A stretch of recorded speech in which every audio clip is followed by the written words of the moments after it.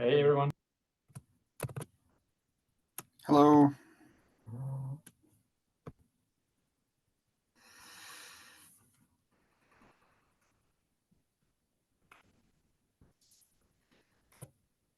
Give people a couple minutes to join.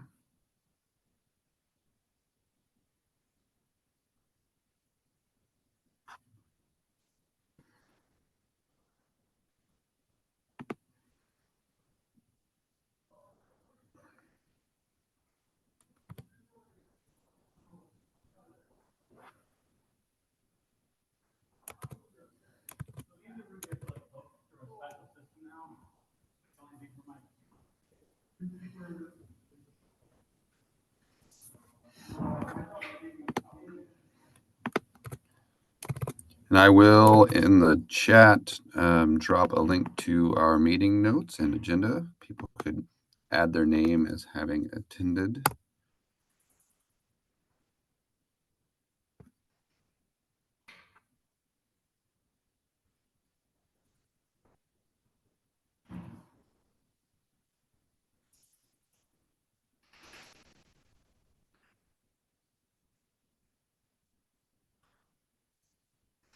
And if you do note that there's already been an entry added for the next session, so you'll need to be looking at the second one down.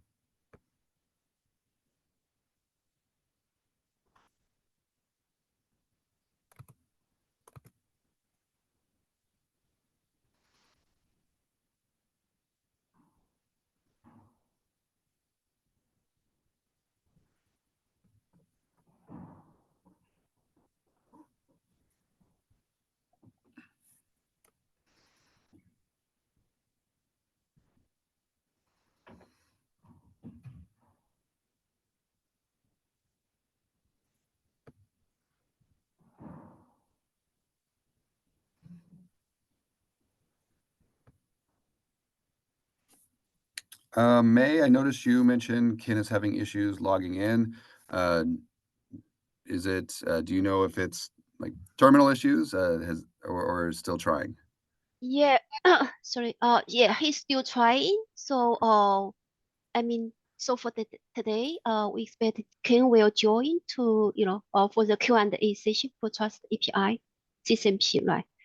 So, is this the first topic, or shall we switch to the? Um, it was going to be the first topic since it's a continuation of the previous week.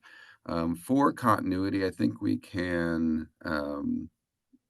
wait another minute or two. But if it's going to be much longer than that, we could shuffle things around. Hi, Keith. I have a short topic of roughly 5 minutes. Maybe in the meantime, we can have a quick discussion on that. Meixia and me could answer some of the questions, like for the continued QA sessions.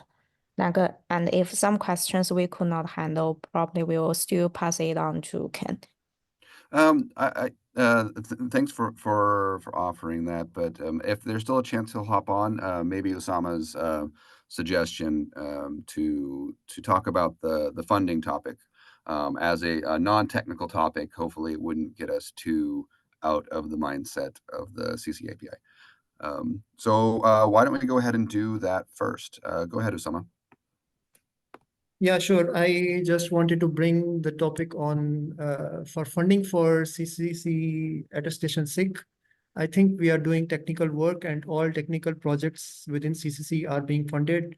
And it would be a good opportunity for us to meet around, like the two projects at least are being done in full-fledged technical work. And I believe it will be good if the chairs can put it up to the tech or whatever the formal procedure is, or however it proceeds. I mean, there were two different instances where we needed some funding and we asked the SIG.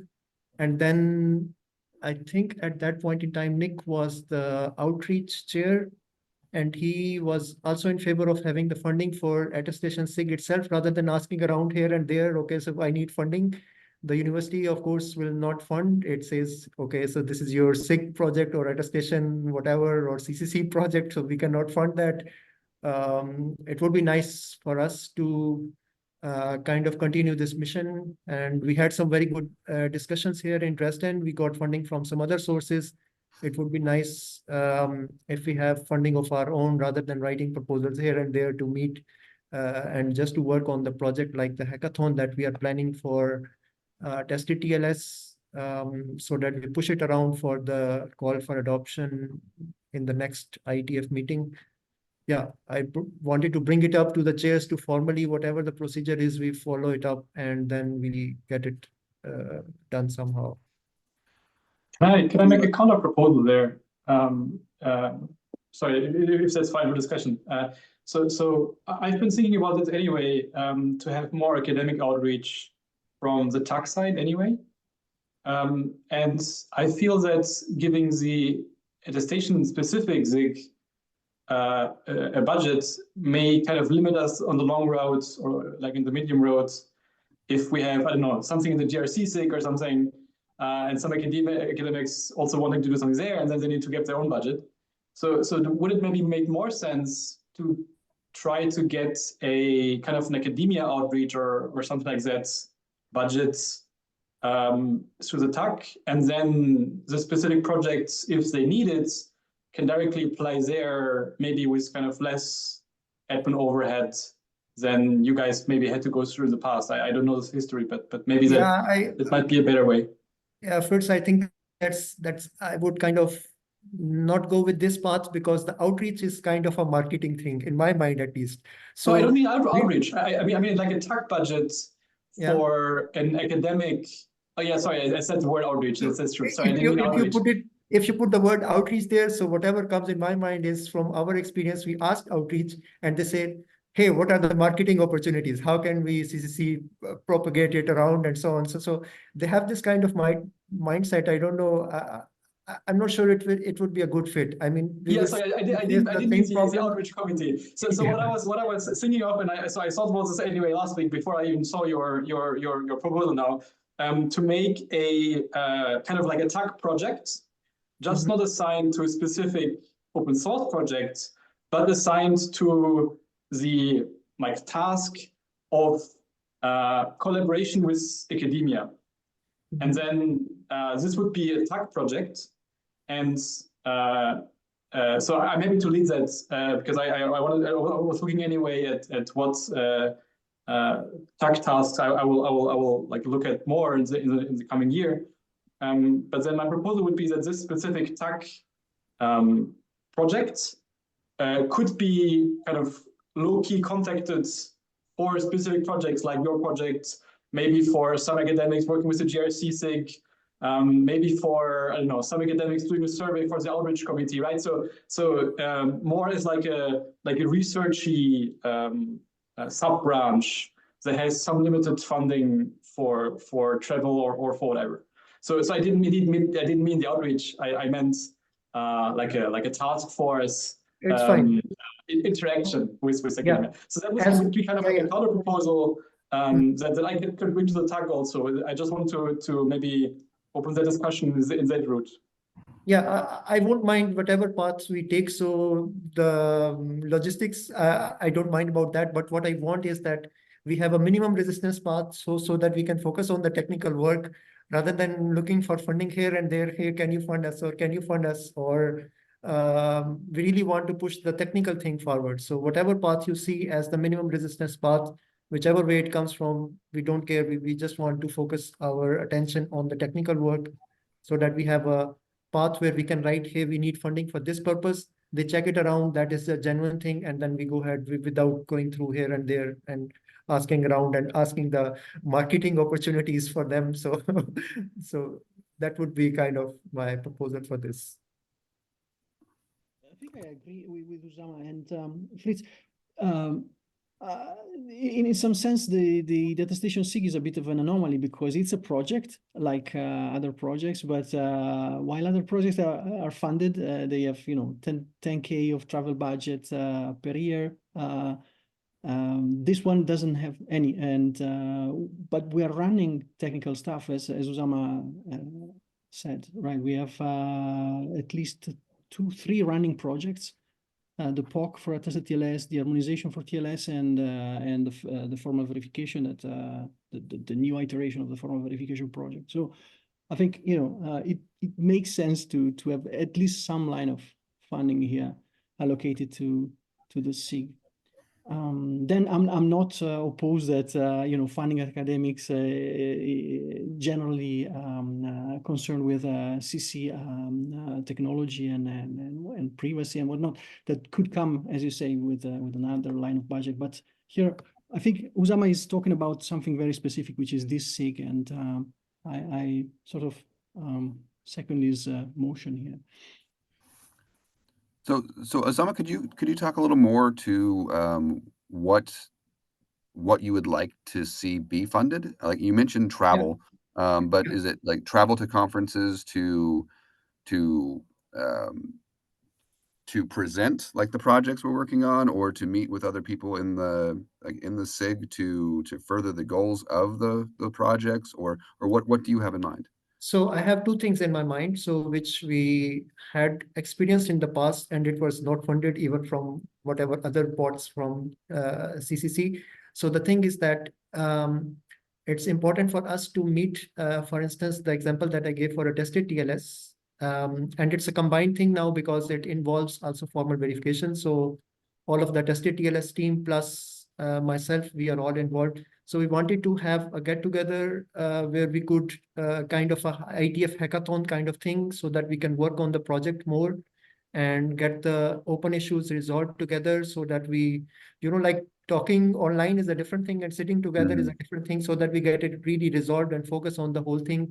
We wanted to spend like a weekend on this, and this is one kind of thing that we would like.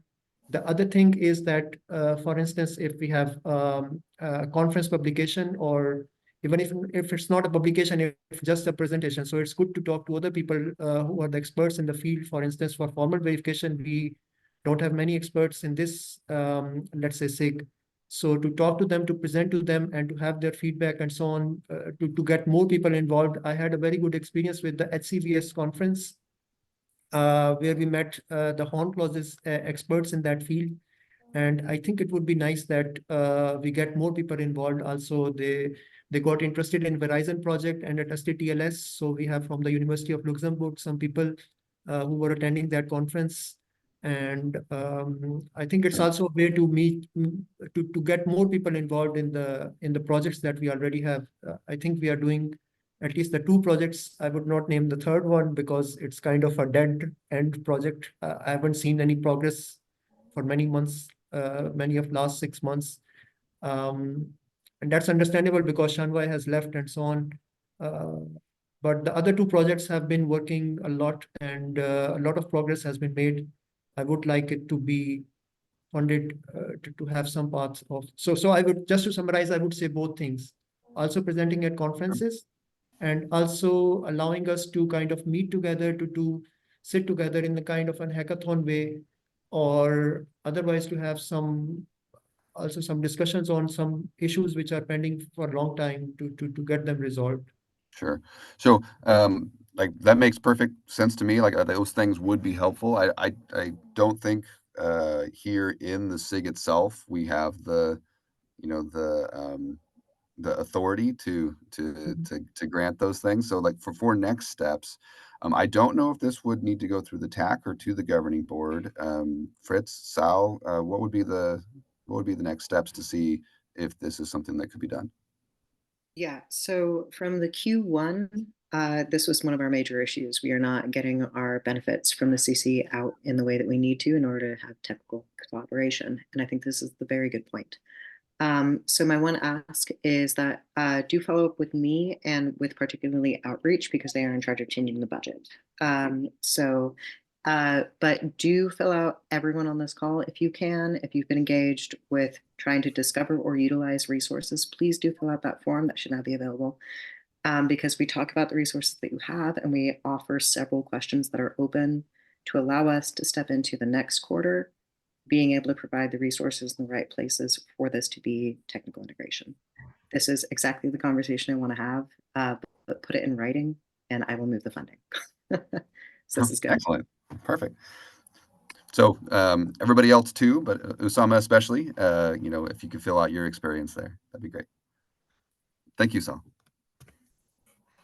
Thanks a lot.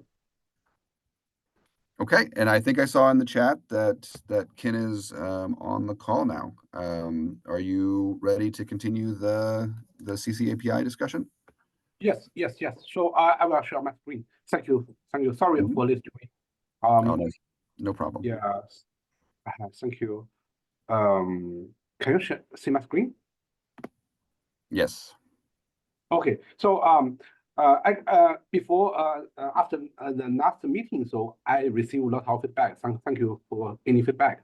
So the major feedback is that we collect the chain of measurements, how we use this measurement, how we use this evidence from user perspective, how to actually. So before I did not mention the evidence how to use for the attestation, right? Most people will think how to do attestation, code generation, and how the server side verify the evidence, right? So I think this is a very use case based. For example, Google has the Go TPM tools, right? Google abstract the raw event log, include the PC client event log and the client event log to the machine data. Machine data equal to firmware, OS, and the containers hash, right? In the event log. But so Wenhui is in the chat also. So from Wenhui's perspective, she will use the firmware VM path Kubernetes management, cluster wide, and the container management together. Sorry, this is not partial. So for model as a service, for example, you can see we have chain management. We have chain management event log and in individuals PCR or RTMR, right? And include the clusters, include the model as service containers as a workload container, right? So this use case will use full event log, but from workload perspective, they may not care about the OS event log, bootloader event log, firmware event log. So the TCG spec provided the event log compression to compress the event log on the bottom. You only care about maybe the workload in your workload evidence. And for the use case 3, for example, for general attestation client like IT, Intel, plus authority client, so it may this kind of client will only attest the runtime environment. So it only care about runtime or OS time measurement, but not workload, right? And for the server component attestation in OCP, in many years ago, some people submit the idea how to use event log to attest the server component. This is not used for computer computing, but it's just an example how to use chain event log. So in this case, it will only use the firmware measurement, and you can find more use case defined from the IETF like workload identity, supply chain, right? So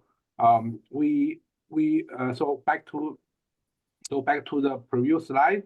So we have collected we have collected chain evidence.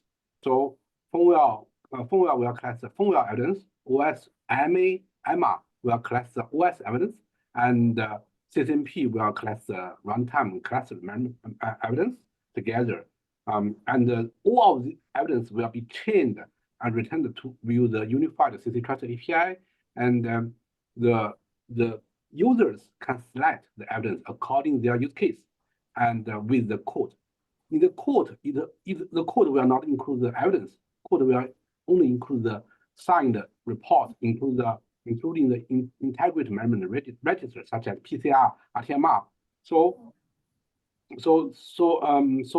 user in user space or the users can choose a piece of evidence and the code for the advanced next step attestations. So this is the explanation about how to use chain event log and how so CCPI is help. CC Trust API is help to expose the chain evidence to the users for the verifiers, right? And the CCMP help to collect the cloud native management as long as OS, MR, and the firmware management. Yep. So this is my explanation from the last meeting. Okay, real quick, on this slide, when you're saying that the user selects, the user you're describing here is like the code running in the TEE that wants to gather evidence and present it to someone else? Is that who the user is in this case? Yeah, the one that's collecting evidence? This user actually is not a user application because user application cannot be trusted, right? It may be loader. So for example, OS loader or cluster loader, this loader itself should be measured by the procedure such as OS, such as firmware, right? So the user means the loaders. For example, for Google's Go TPM tools, right? It has an agent help to collect the machine data, right? So in this agent, it can be regarded as a user application, right? So one thing on what you were saying there, why does the entity that's requesting and choosing the evidence, why would it need to be trusted? It seems like it's just selecting which evidence for the platform and the information will be passed on to other people. It doesn't seem like that would be a trusted operation.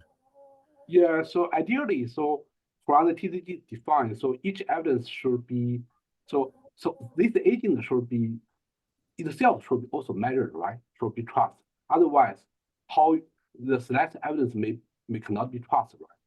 So the agent should itself also need to be trusted, be trained. I'm not sure I follow that, because if the application requests just like, you know, PCR measurements and that's not sufficient, then it won't verify, but it doesn't seem like it needs to be a trusted operation. Maybe this isn't an important distinction, but I'm just trying to understand which role you're describing is going to be the one making that selection. Yeah, so so for the user application, maybe a loader, maybe an agent, or the talent application, it can itself can be part of management chain, or if your use case do not require the agent to be trustable, right? So if your use case do not require that, then you don't need to measure the agent or user application. So it really depends on the user case. Do you agree?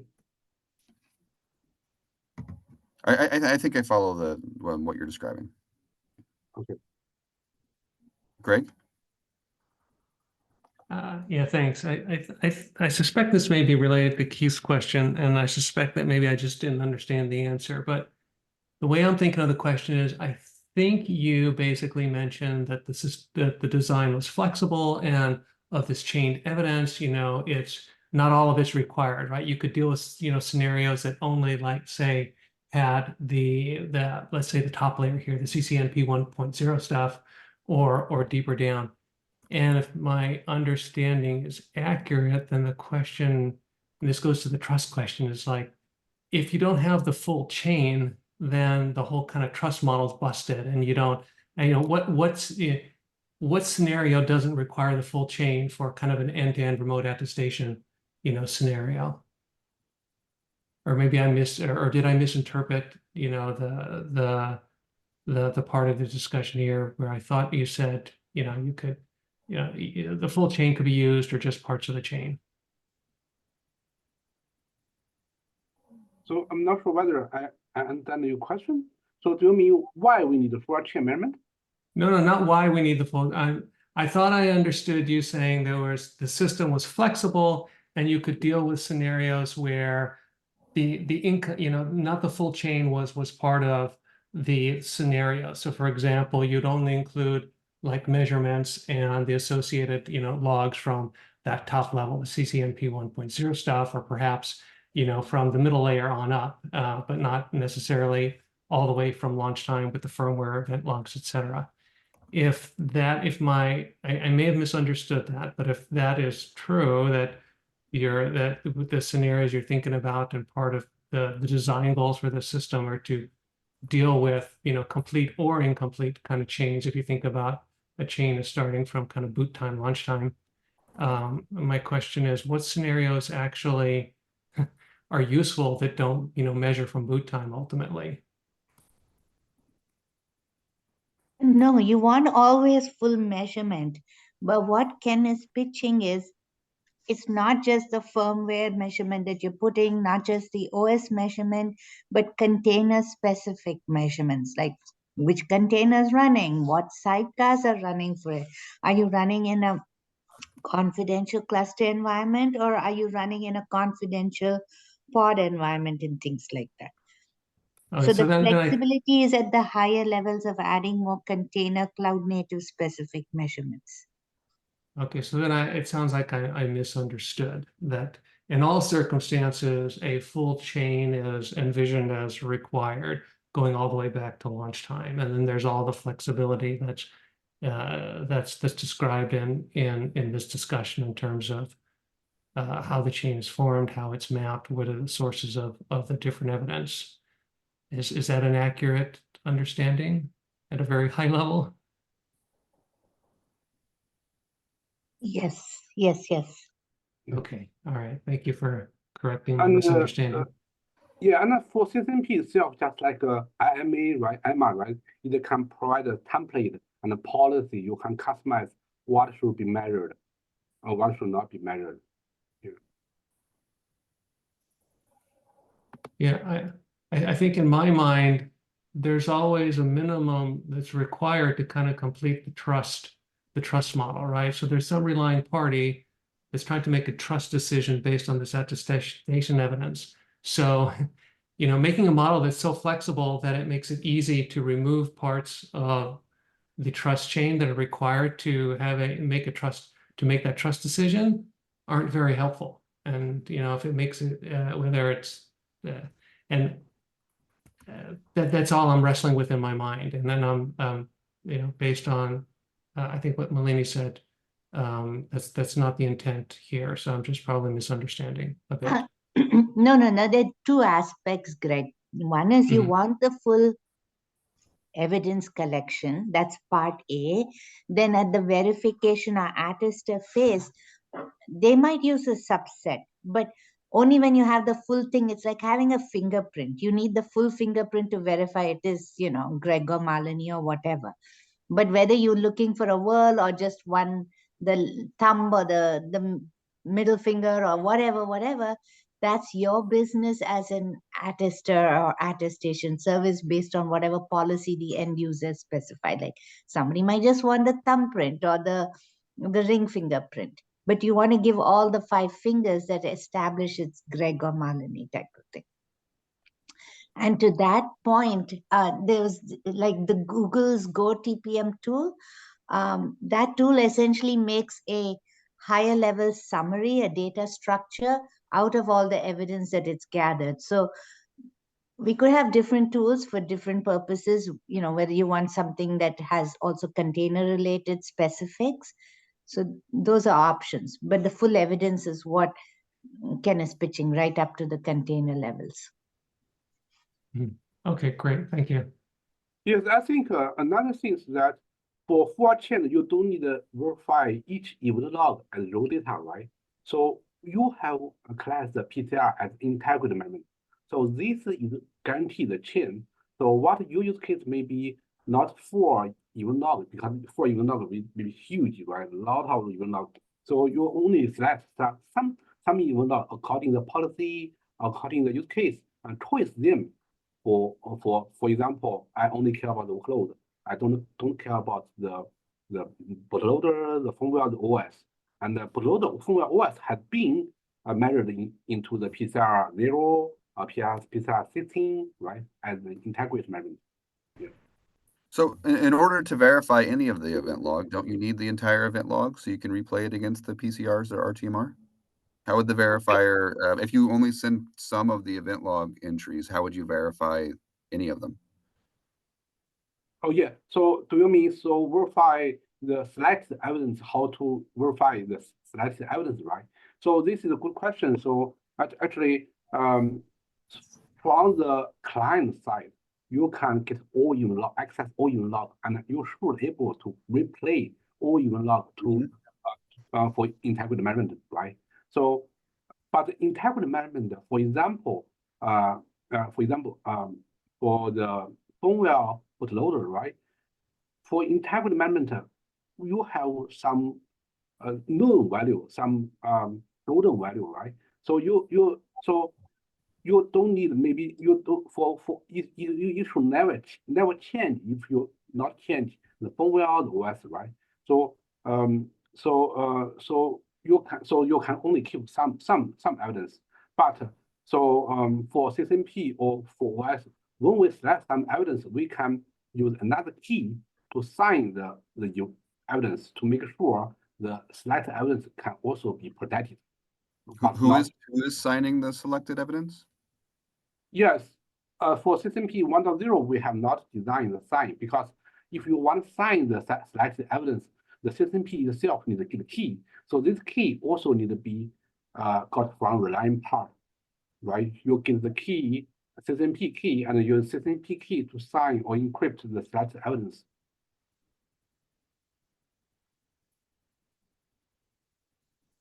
So you're adding another, you're adding essentially a verifier in the middle of this that is what you're describing. Is that right? Yeah. Like okay. Yeah, because hang on, that signing thing in the middle somewhere is hairy, is a ball of wax. I don't think we should go down that path, because it's provisioning those keys, securing those keys. So I think that needs further discussion. I wouldn't go there right now. Okay, but I want to make another point. Like, there was this question about, what if I sent you incremental event logs? How would you ever verify it? So that would be something that you would have to support at the attester level, or some attestation service, like Keylime.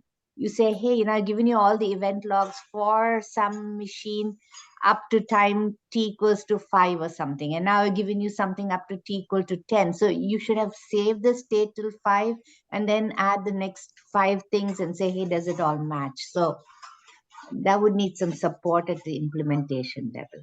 But you do need the whole event log to verify all those PCR values, if it's a TPM or RTMR values, if it's TDX or any other vendor specific solution.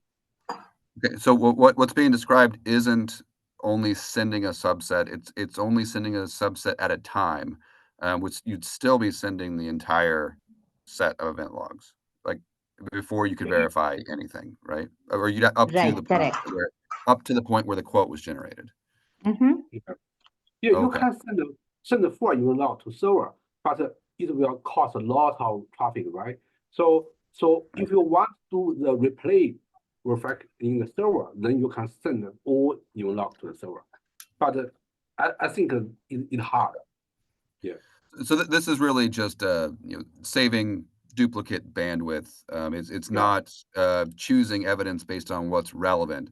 It's choosing evidence based on what isn't already known to the verifier. Yeah. Okay. Okay. But for the CCP agent, when you choose evidence before you send it to the server, you can do the replay on the local, right? Because on the local, you can get the full event log. Yes, today we will replay event log. Replay event log because PCR and RTMR is saved in PE, in same module or in TPM, but the event log is in the ACPI table, right? We should replay all the event log in ACPI table to guarantee the PCR RTMR can be reproducible. Otherwise, your local system was hacked. Well, you can't trust your own replay until you've been verified by someone else, right? If your system is malicious, it could make you think you verified correctly when you haven't. Yeah, so I'm not sure what the local verification buys you. You can't trust the local verification.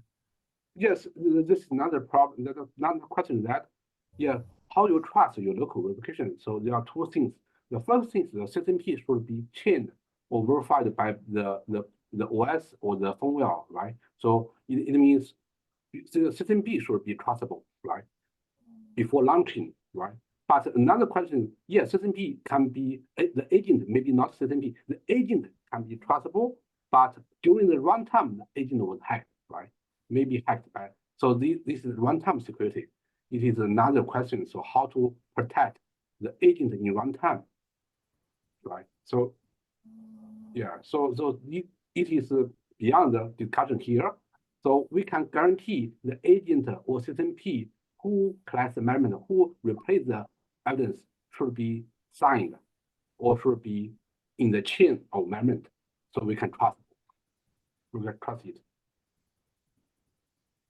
Okay, Greg? Yeah, thanks. So I'm still paging back into my mind the previous discussion, and it's not all paged back in. So forgive me if this is a question that was asked and answered very clearly before, but it's currently I'm not crystal clear. What is or are, one or two, what are the top level goals for this system that's being described here? It's touching on so many things. It's touching, as we just discussed in the last few minutes, potentially about compressing the amount of information sent between a testing entity and a verifier and sending incremental, things across. I can clearly see there's some structure put in terms about, chaining and ability to use different T types to signed, some local attestation evidence, and there's, I think, some APIs defined. So what, perhaps the vision seems pretty large and grand, or pretty large and encompassing. What's the simple elevator pitch for what's the purpose of this? Why should people be, look to this, in the next year or so as versus a long term where it might be in 5 or 10 years? Okay, let me go with the elevator pitch. Basically, we had whatever we did for measurements for firmware, for the operating system, but now we want to address container use cases in this cloud native world of confidential clusters or confidential pods or confidential VMs. So it's to get those container level measurements. And why? Because say you're going to do some machine learning diagnosis and you want to have, let's say, a cancer research model. You want to be sure that you're interacting with a model that's maybe from Dana-Farber Institute versus from somewhere else. It's to get that level of fingerprint for the container you're using as a service so that an end customer can feel comfortable. And then where would this evidence be tucked in so that the end user is comfortable with using this service? It could be something like RATS TLS, where you have a certificate with other extensions here that claims who that actual container service is. So thank you. So I think what translating it to what makes sense in my head, I think what you're saying is, since the scenario you're trying to solve is kind of the current cutting edge scenario, one of them, which is attestation evidence and being able to verify remotely attest to running containers, confidential containers. You can't solve that in a vacuum. You have to have essentially the underlying proof chain from boot time, and you also have to recognize that containers are ubiquitous, running in Google Cloud, Azure Cloud, probably AWS, and everywhere else. And so now I think I'm getting it. It's like you can't solve you can't generally solve the container problem without also generally solving all the underlying technology, and that seems like more than a mouthful to try to get designed in detail and implemented and across different vendor stacks, but maybe it's closer than I think.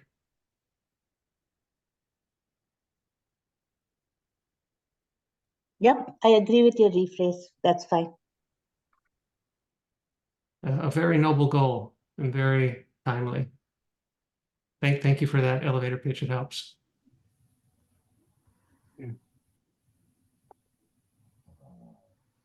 So one thing I haven't been quite clear on is if this is being pitched as like an adapter on top of the various environments that exist to be able to collect up the evidence and present it in a common way, or if this is a proposal for the different platforms to behave differently in some way in order to facilitate this API. So let me answer that. We are aware that there are different vendors who provide confidential compute hardware. So that CC trusted API, it says, let me give you TCG compliant ways to get the measurement, get the code, etc. Forget which vendor hardware, whether it's TPM based or something else. The CCNP part hides and abstracts away the actual hardware vendor implementation. So whether it's ARM or AMD or Intel or whatever, we are hoping the whole industry joins forces here and implements that for their particular hardware, but they all respond to that common API.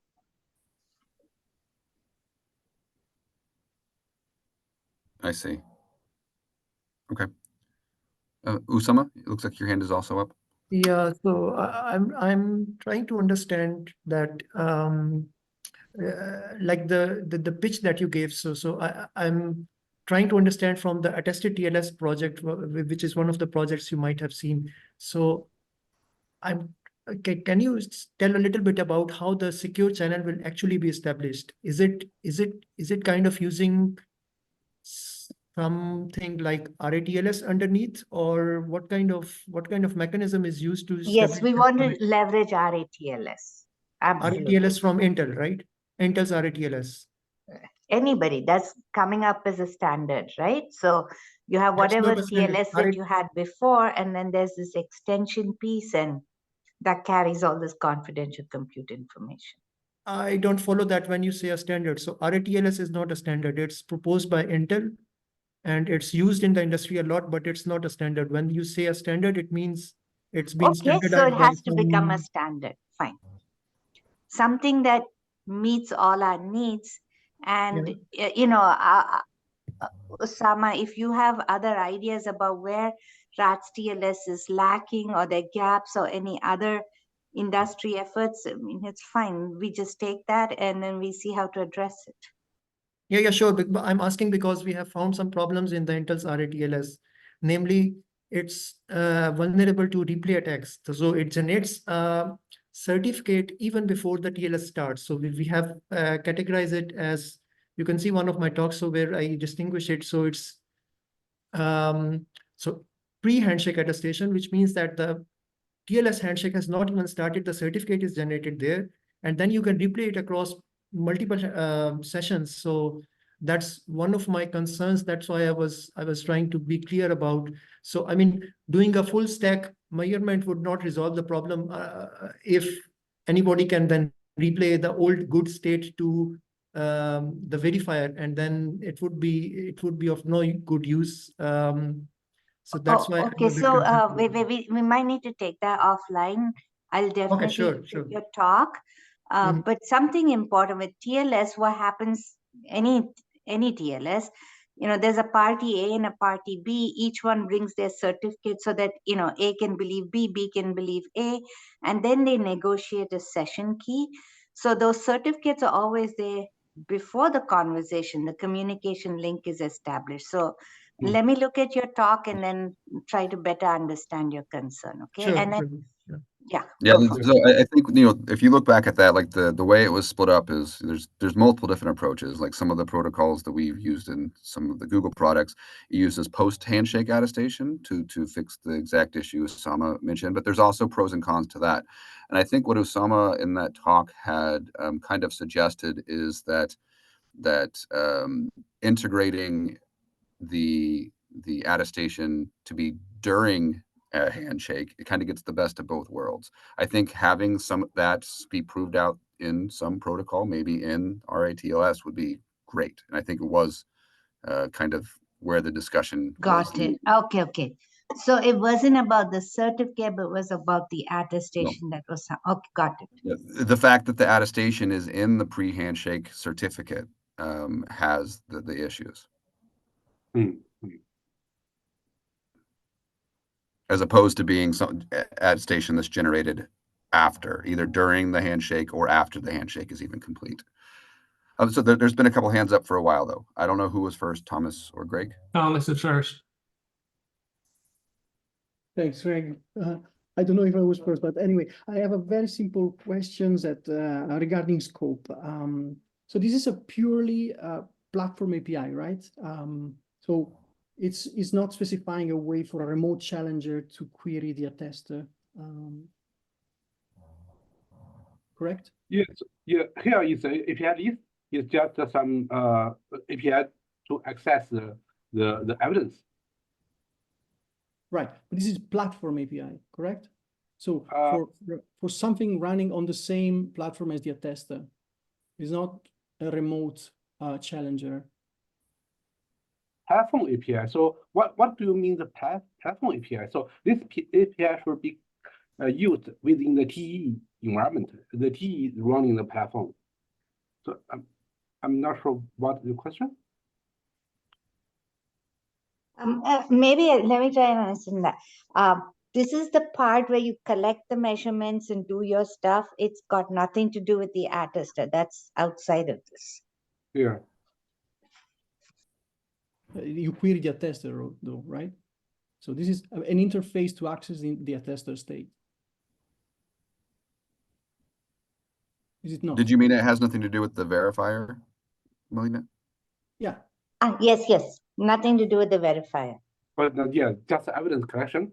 So Evidence collection. But is it local evidence collection, right? I thought it was a simple question, but maybe it's not.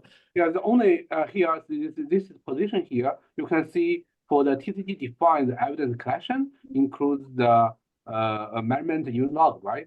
After measurement, you can create the attestation, and the attestation part covered by the IETF, not our attestation part covered by others certification. So now CCC Trust API and CCNP is only to collect the evidence on the T.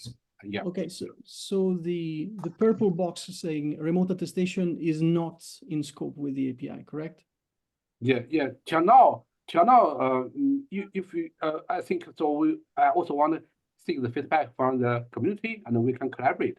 If we think the attestation API should be part of it, we can collaborate to define more, right? But now we start with the Trust API. Okay, cool. Because I'm trying to specify something that's like the purple box there, and I have a proposal for that using a RESTful interface, and I would like to make sure that that thing sort of matches the API, the platform API, so that you can expose as much surface as you want through that remote attester interface while keeping the blue box in good shape. Okay, so I will talk to you maybe to discuss the purple box. Thanks. Okay. Thank you. Greg? Yeah, thanks. Could you flip back to, I think, the first slide with boxes in it? I think page 2, or no, this one worked. No, page 3. Page 3, thanks. So the CCNP box. This was mentioned or described as there would be a unique implementation per hardware vendor, for example, AMD, Intel, ARM. Is there anything about this that would be different also, like based on the hosting environment, perhaps CSP, vendor 1, 2, 3, Google, Microsoft, Amazon kind of thing? Or is this, once you have it for a hardware vendor, it's good to go, run it in AWS, Google, what have you, and life is good? Excellent question, Greg. So the measurements will change depending on which CSP environment you are in. I mean, their BIOS will be different, their kernel will be different, their, like you have AliOS and then Google have its own OS and things like that. So there will be differences, and that piece would have to be handled by the verifier, okay? I won't use the word attester there. So verifier. It seems like collecting the attestation evidence for some of these I'm thinking now, some of these underlying, the parts that feed into this are going to be structured differently, right, in the different CSPs. And yes, that complexity will have to be dealt with the verifier. And I was thinking of another thing. Maybe we could have some tools. Let's say the verifier says, I want it in Google format or IETF format or something. We could have some tools that replay the evidence and then, you know, deliver it in different formats.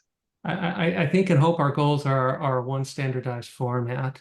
And the part I'm trying to tease out in my mind is this discussion. I think the piece we're discussing here today we're learning is collecting the attestation evidence. And as Thomas just kind of went through, the verification of it by, for example, a remote verification service is kind of out of scope for what these APIs do. So I definitely understand that, you know, the verification part would be different for different CSP kind of environments and expected, you know, firmware versions and so on. So my mindset is thinking about the collection of the attestation evidence. Is there is the code going to be shareable across CSPs? Definitely. I mean, think of IMA and its policies. I mean, it doesn't have anything to do with which kernel you're running on and so on and so forth. So that part should be same, you know, transferable across CSPs. But, the values you get shall be different. Yeah. There's some assumptions, like, for example, the TPM, right? The TPM to collect these the PCR RTMR registers, right? So if you're strictly using, let's say, TDX and you're using RTMRs, then, you know, the TDX is the same on any CSP as the TDX hardware. But if you're using like perhaps a virtual TPM or something, perhaps, although if that's implemented to standards, that should look the same everywhere also. So anyhow, just writing code all the time, I expect it. So that's why we're saying let's stick to one common TCG compliant API, that is get measurement, get quote, etc. So you can abstract away whether it's a TPM based implementation, RTMR based implementation. That is the purpose of that layer, that API. And then an attestation, a verifier service has to deal with the fact, like, what did I get it from? And therefore, you know, is it like 25 PCR register values versus 4 RTMR values? So there is no escaping at that service level that it should be aware where it came from. But clients and all, I mean, they get simplified because they're using this common API. Yeah. Okay, cool. Thank you. Yeah, I think that statement there clarified a lot for me. So thank you there. We are coming to the top of the hour here. We did not get to Tyler's topic. I see Tyler is on the call. Sorry about that. This was a longer follow-up Q&A than I think we anticipated. Will you be able to come back in the next meeting on the 21st, Tyler? It's a very interesting topic. I'm looking forward to it. Yeah, I can do that. It's no problem. I can come back on the next meeting. Okay, great. Thank you. Okay, so I think next time we have a few different topics. So we'll have a pretty full meeting there. For today, I don't know, previously, Ken, you had uploaded some slides, or somebody had, whether it was Greg or Tomas, to the CCC site. If there's new content that came in with the Q&A today, I don't know if we can add that new content too, so people can have it. Sure. I will upload the new slide to you to CCC GitHub. Yeah. Okay, great. Thank you. And I think as far as logistics go, I think Jim volunteered to head the next meeting. So if anybody has any changes to the agenda from what is in the doc, please let Jim know so that we can make sure we have a solid agenda. Usama? So I just wanted to have a quick follow-up. So I invited the folks from University of Zagreb who were working on the other part of the project, that is the AMD SEV SNP attestation verification. Should I ask them, should I confirm them that do you think there will be still time, or should we make it pending to some next meeting? They wanted like 20 minutes. That's a good question. Why don't you reach out to Jim Beanie Okay. to kind of play interference between the topics set up for next week. Okay, sure. Thanks. So Oops, there we go. I'll be quick. No, I would say Sauter, reach out to me on the Slack and let's try to sort this out. I think one of the unique things about CC is that R&D plays a very big role in emerging tech, and we do need to fill that gap. So I would be interested in seeing if we could get some kind of stable sort of plan around these meetings, attestation of attack. That would be really nice. So get in touch with me. But I think for attestation, the SIG is doing great, but we may need to move funding around. So do please fill out that form, no matter how you identify. If you have any concerns or wants around funding for the CCC, we are specifically trying to get that done. So please do, everyone here. Thank you. great. All right. Thank you. All right. And thank you, everybody. I think we're set. Thank Thanks you. all. Have a good couple Bye-bye. weeks. Bye. See you.